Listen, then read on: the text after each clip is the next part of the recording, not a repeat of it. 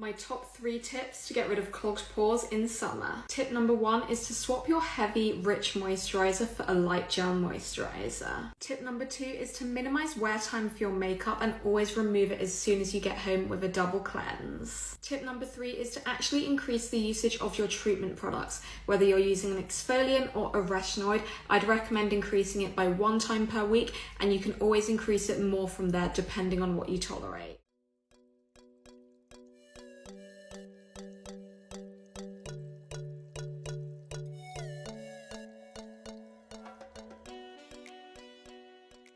I am very prone to clogged pores, and whilst they can take months to get rid of, here's one thing I like to do to improve the appearance instantly. First thing I do is apply an exfoliating face mask, and I remove this after 5 to 10 minutes. Then I apply a clay mask to those same areas, and again leave this on for 5 to 10 minutes. And that's how I get instant results for clogged pores. I have a new makeup item I want to try, but first I want to show you how I figure out whether it's going to work for my clog-prone skin. For reference, this is how clogged my skin can get if I'm not careful. So Hourglass sent me their new Veil Hydrating Skin Tint, but I'm first going to check it for pore clogging ingredients. After checking the ingredient list, there is shea butter in it, but as you can see there's a lot of ingredients before that, so I'm thinking it's going to be okay. The second thing I do is actually try out the texture on my skin. This is shade 4. So it feels a little bit heavy on my skin, but because the shea butter wasn't super high up on the ingredients, I think I could get away with this for the evening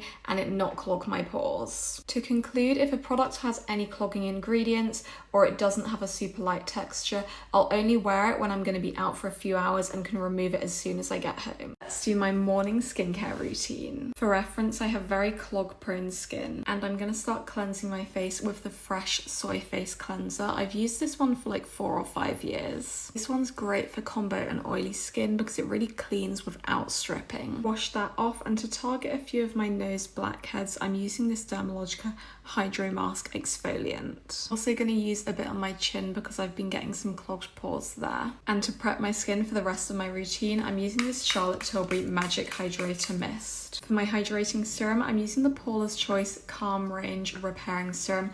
I love this, it has ceramides in it. Using a bit of the Tatcha Silk Peony Eye Cream. Then I'm going to use a bit of this Algenist Liquid Collagen Lip Mask. This is so good to use on dry lips before lipstick. My skin's a little dry, so I'm going to be trying this Wishful Honey Whip Moisturizer. It does have 2 clogging ingredients, but they're quite far down the ingredients list, so I think I can get away with it.